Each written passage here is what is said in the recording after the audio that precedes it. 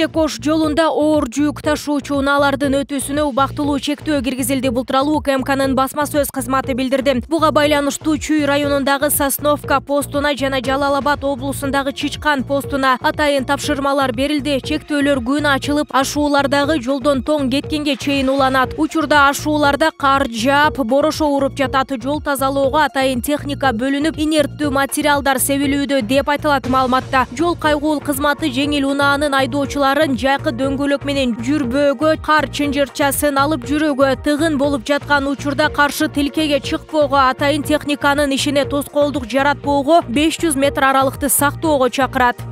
Мурдагы милициянын кызматкери банги аткезчилерин колдоого шектелүүдө. Бул тууралуу УКМКнын басма сөз кызматы билдирди. Маалым болгондой, Кыргызстандын жарандары 11 килограмм 51 грамм салмактагы баңгизатты кыргыз-казак чек арасынан алып өтүү учурунда кармалышкан. Дагы бир шериги кылмыш болгон жерден качып кетип, кийинчерээк колго түшүрүлгөн. Тергөөнүн жүрүшүндө буларды милициянын отставкасындагы полковниги коргоп, чек арадан өткөрүп жүргөнү белгилүү болгон. Шектүүнүн үйүн тинтүү учурунда баңгизат табылган. Бул факт боюнча Кылмыш жаза кодексинин 282 беренесинин 2 бөлүгү менен иш козголуп, кармалгандар Талас облусунун ички иштер башкармалыгына убактылуу кармоочу жайына киргизилди. Учурда тергөө жүрүп жатат.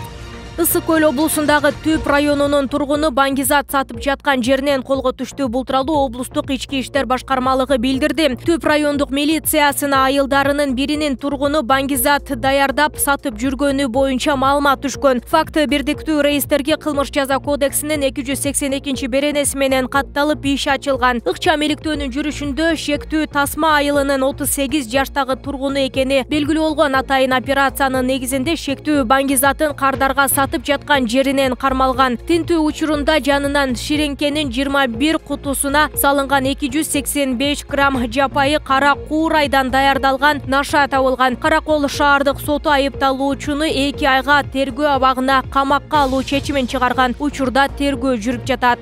Айнура Туйбаева менен Медербек Курманбеков санариптик өнүктүрүү министринин орун басары кызматынан бошотулду. Бул тууралуу аталган министрликтин маалымат кызматы кабарлады. Тиешелүү документтерге министрлер кабинетинин төрагасы Акылбек Жапаров кол койгон. Туйбаева министрдин биринчи орун басары болчу. Кыргызстанда 1 апрелден 31 декабрга чейин сырттан алынып келинген кумшекердин жана рафинатталган өсүмдүк майынын кошумча наркынан нөлдүк салык ставкасы белгиленди. Бул тууралуу өкмөттүн маалымат кызматы кабарлады. Министрлер кабинетинин төрагасы Акылбек Жапаров өкмөттүн кезектеги кеңешмесин өткөрүп 14 маселени караган. Анын ичинде салык карыздарын өндүрүүнүн тартиби жана кыйыр ыкмалардын негизинде салыктык милдеттенмелерди аныктоонун методологиясы бекитилген. Жапаров мамлекеттик органдар тарабынан ченемдик укуктук актылардын долбоорлорунун даярдалышын сынга алып, алар укуктук жана экономикалык экспертизадан тыкыр өтүшү керектигин белгилеген. Толук иштелип чыкпаган чийки долбоорлорду киргизүүгө жол берилбейт. Чечимдин долбоору деталдуу жана такталган эсептөөлөр менен бекемделиши керек. Бул өзгөчө билим берүү мекемелеринин курулушуна тиешелүү деген Жапаров. Төрага жыйында бир катар ченемдик укуктук актыларды долбоорун толуктап иштеп чыгууга жөнөткөн. Борбор калаадагы Москва көчөсү менен Жаш гвардия бульварынын кесилишинде жолдо жайгашкан канализациялык кудук ылдый түшүп кеткен. Бул тууралуу мэриянын маалымат кызматынан кабарлады. Бишкек суу канал ишканасынын аны калыбына келтирүү үчүн иштеп жаткандыгы айтылды. Мындан улам саат 10:00 тарта номер 8 жана номер 9 каттамдагы троллейбустар токтоду. Андан сырткары номер 7 троллейбустун жүрө турган багыты өзгөрдү деп айтылган билдирүүдө. Мэрия айдоочуларды аталган жерден Москва көчөсү менен Жаш гвардия бульварынын кесилишинен өтпөй, башка жол менен жүрүп турууну эскертти.